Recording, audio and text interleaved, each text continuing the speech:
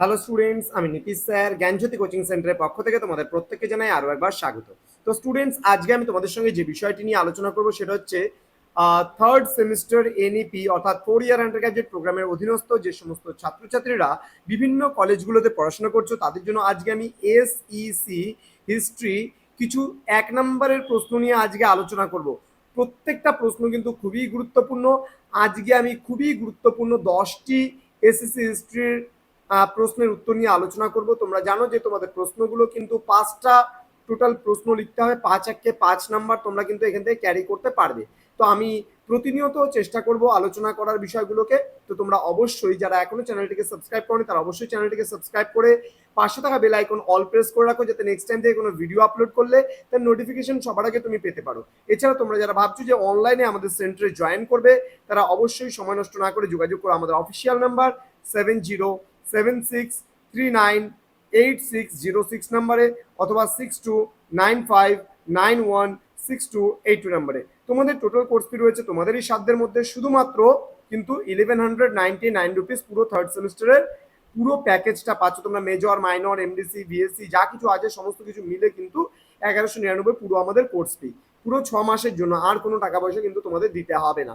চলো শুরু করছি আজকের ক্লাসটি। স্থাপত্য কাকে বলে, স্থাপত্য শিল্প বলতে কি বোঝো? ওকে, স্থাপত্য কাকে বলে অথবা স্থাপত্য শিল্প কাকে বলে?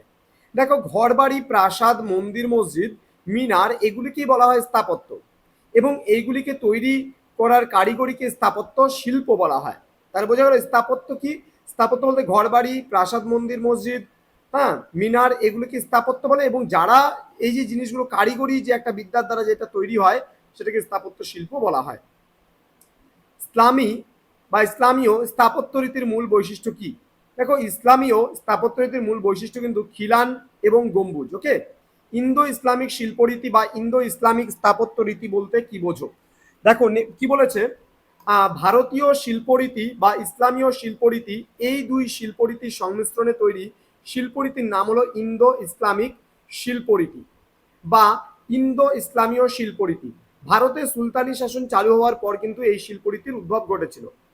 নেক্সট প্রশ্ন, কুয়াত উল ইসলাম মসজিদের নির্মাণ কে শুরু করেছিল? কুতুব উদ্দিন আইবক কুয়াত উল ইসলাম মসজিদ নির্মাণ কিন্তু শুরু করেছিল। ওকে, নেক্সট প্রশ্ন, কুতুব মিনার কে নির্মাণ করেন? কুতুব মিনারের নির্মাণ কুতুবউদ্দিন আইবক শুরু করেন, তিনি কিন্তু শেষ করতে পারেননি। তার কারণ এই মিনার নির্মাণ কার্য শেষ হওয়ার আগেই কিন্তু তিনি মারা যান। কুতুব মিনার নির্মাণের শেষ কাজ করেছিল কিন্তু ইলতুৎমিশ। ঠিক আছে, নেক্সট পরবর্তী প্রশ্ন খুবই গুরুত্বপূর্ণ এই প্রশ্নটি। আলাই দরওয়াজা কে নির্মাণ করেন? তাহলে সঠিক উত্তর হবে আলাউদ্দিন খলজি। সুলতান আলাউদ্দিন খলজি কিন্তু আলাই দরওয়াজা নির্মাণ করেছিল বা তৈরি করেছিল।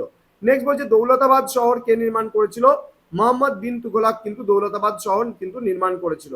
নেক্সট প্রশ্ন, ফিরোজাবাদ, ফিরোজাবাদ কে নির্মাণ করেছিল? ফিরোজ শাহ তুগলক কিন্তু, হ্যাঁ, ফিরোজ শাহ তুগলক ফিরোজাবাদ নির্মাণ শহরটি নির্মাণ করেছিল বা প্রতিষ্ঠা করেছিল। নেক্সট প্রশ্ন, চাহারবাগ কাকে বলে? মুঘল আমলে 4 ভাগে ভাগ করা একরকম সাজানো বাগান তৈরি করা হতো, যার নাম কিন্তু চাহারবাগ, অর্থাৎ বাগান। বাগ বলতে এখানে বাগান। তাহলে মুঘল আমলে 4 ভাগে ভাগ করে এক রকমের বাগান তৈরি করা হতো। যারা মুঘল যারা বাদশাহ ছিল তারা কিন্তু এই ধরনের বাগান নির্মাণ করতো, যেটাকে চাহারবাগ বলা হয়েছে। হুমায়ুন কোন শহরটি বানানো শুরু করেছিল? হুমায়ুন কিন্তু যে শহরটি বানানো শুরু করেছে দিন পনাহ শহরটি বানানো শুরু করেছিল। তো আজকের এই ক্লাসটিতে মাত্র 10টি প্রশ্ন নিয়ে আমি আলোচনা করলাম। আগামী ক্লাসে তোমাদের সঙ্গে আলোচনা হবে আরও গুরুত্বপূর্ণ 10টি প্রশ্ন নিয়ে। এইভাবে ধারাবাহিকভাবে ক্লাসগুলো তোমরা পেতে থাকবে। অবশ্যই চ্যানেলটিকে সাবস্ক্রাইব করে পাশে থাকা বেল আইকন অল প্রেস করে রাখো, এবং অনলাইনে যদি যুক্ত হতে চাও সময় নষ্ট না করে আমাদের সেন্টারে যুক্ত হতে পারো। ইতিমধ্যে 450+ স্টুডেন্টস জয়েন করেছে তোমাদের থার্ড সেমিস্টারের ইয়েতে। ইতিমধ্যে আমাদের ক্লাসগুলো চলছে।